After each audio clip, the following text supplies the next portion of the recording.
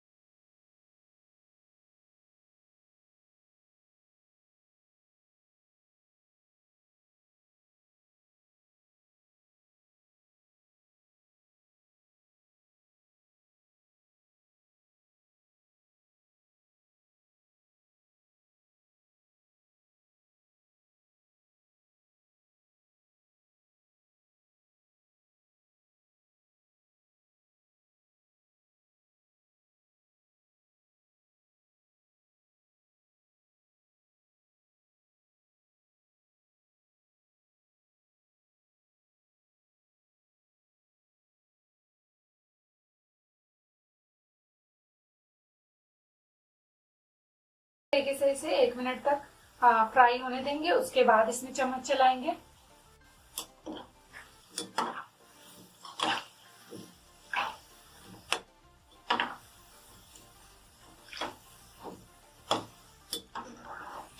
देखें आप माशाल्लाह से कैसी फुली फुली सी हो गई हैं। जैसे ये गोल्डन हो जाएंगी तो हम इन्हें निकाल लेंगे और बाकी की भी इसी तरीके से बनाएंगे।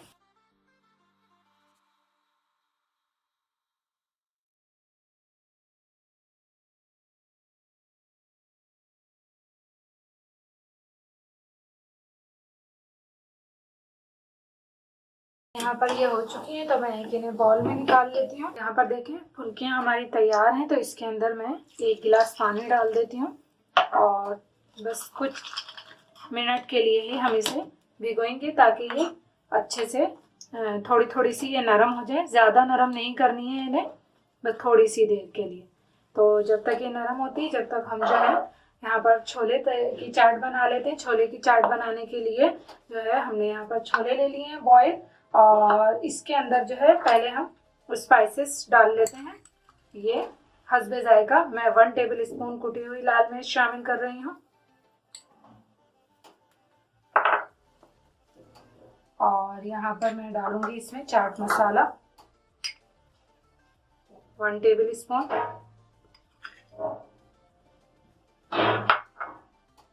नमक थोड़ा सा मैं कम इस्तेमाल करूंगी क्योंकि जब मैंने बॉईल किया था तो उस दौरान भी मैंने नमक जो है इसमें शामिल कर लिया था। तकरीबन हाफ टी स्पून जो है इसमें सौंठ इस्तेमाल करूंगी पिसी हुई जी। और यहाँ पर शामिल कर लेते हैं हरी मिर्च, प्याज थोड़ी सी रोक लेते हैं, थोड़ा हरा धनिया और यहाँ डाल लेते हैं थोड़े से टमाटर। 1 टेबल स्पून के करीब मैंने रोक लिए हैं। यहाँ हम शामिल करेंगे आलू।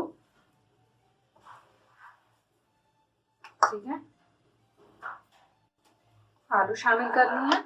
अब यहाँ पर जो है ना, मैंने थोड़ी सी इसमें से अलग कर ली थी, ये अलग थी, थोड़े से बेसन से मैंने इसे बनाकर इसे भी मैंने पानी में सोक कर लिया था, तो ये भी इसमें हम शामिल कर लेंगे। ठीक है, और अब हम पूरा 1 कप जो इमली का पानी हमने बनाया है वो इसके अंदर शामिल करेंगे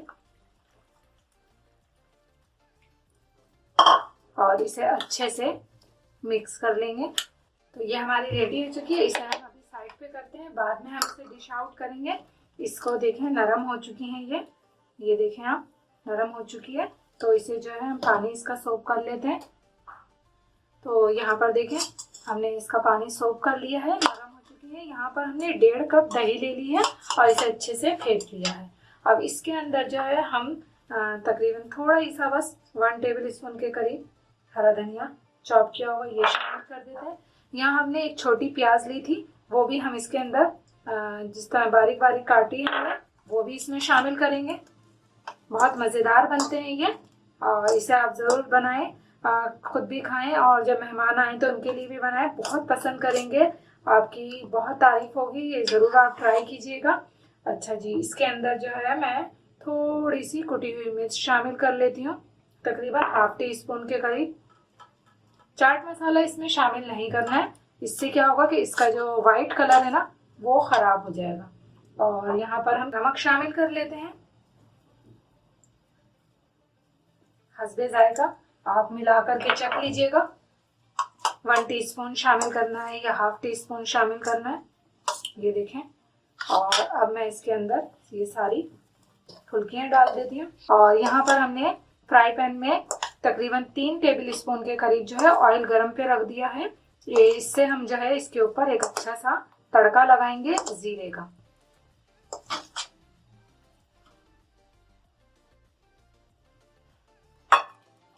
यहाँ पर देखें, हमने बताया जैसे कि थोड़ा सा ऑयल लिया है, इसमें हम जीरा डालेंगे। ½ टी स्पून जीरा लिया है हमने।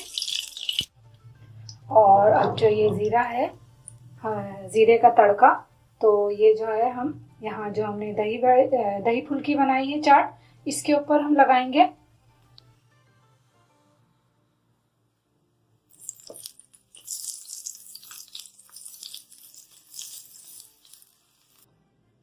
और सर्व करते वक्त आप साथ में चाट मसाला रख सकते हैं इसके।